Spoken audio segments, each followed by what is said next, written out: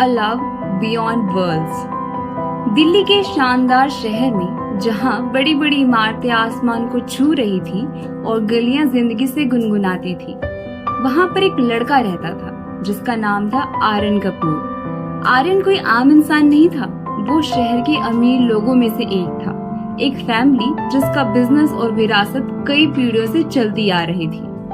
लेकिन अपनी luxurious life के बीच में आर्यन को एक खालीपन महसूस होता था, एक ऐसी चीज की तलाश जो पैसों और सक्सेस से ज्यादा गहरी हो।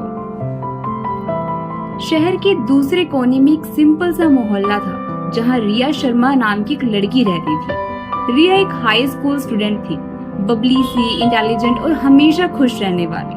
उसकी आंखों में सपने चमकते थे और उसका दिल उम्मीद से भरा हुआ था।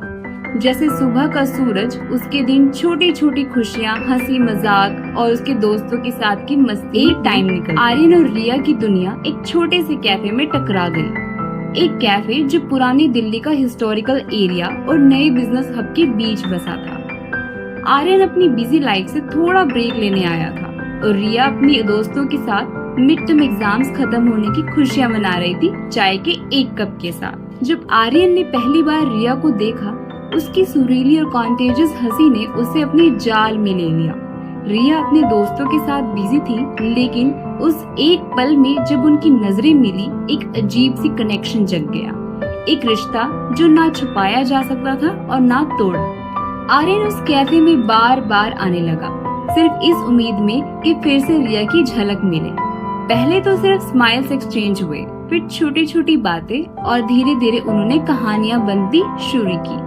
रिया पहले थोड़ी हैरान थी कि एक अमीर बिजनेसमैन उसमें इंटरेस्ट क्यों ले रहा है, पर उसे आर्यन के अंदर छुपी काइंडनेस को पहचाना। आर्यन को भी रिया की सिंपल लाइफ के लिए जुनून और उसकी छोटी छोटी चीजों में खुशी ढूंढने की आदत बहुत पसंद आई। जैसे जैसे उनकी दोस्ती प्यार में बढ़ने लगी, चैलेंजेस सामने आने लगे।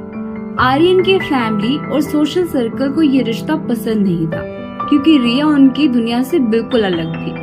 दूसरी तरफ रिया के दोस्त उसे बार बार ये समझाया करते कि आर्यन जैसे अलग दुनिया के लड़के से प्यार करना मुश्किल होगा, लेकिन प्यार के सामने लॉजिक हमेशा छोटा पड़ जाता है।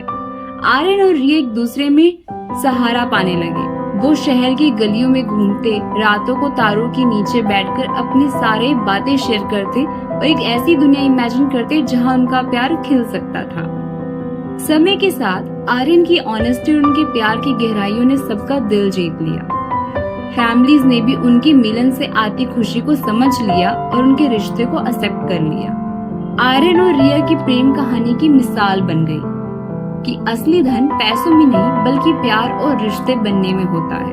अपनी जर्नी के दौरान आर्यन और रिया ने एक फाउंडेशन स्टार्ट की जो कल्चर्स को बीच में अंडरस्टैंडिंग को प्रमोट करती थी, एजुकेशन और कल्चर एक्सचेंज को बढ़ावा देती थी।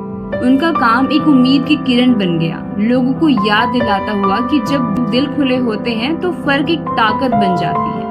आर्यन और रिया मिलकर दुनिया एक्सप्लोर करते रहे, हाथों में हाथ डाले, बदलते हुए मंजर के बीच उनका प्यार और गहरा होता गया। उनकी कहानी एक यादगार बन गई जो बाजारों में फुसफुसाई जैसी सुनाई जाती थी और गैरों में एक संदेश बनकर घूमती थी।